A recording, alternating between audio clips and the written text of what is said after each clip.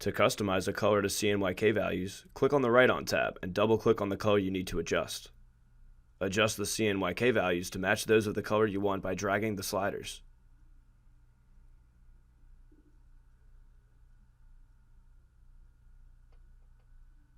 You can save the customized color with a new name under User-Defined Colors on the right.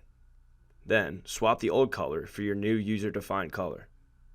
You can also open the color information window from the Print Swatch Page tab.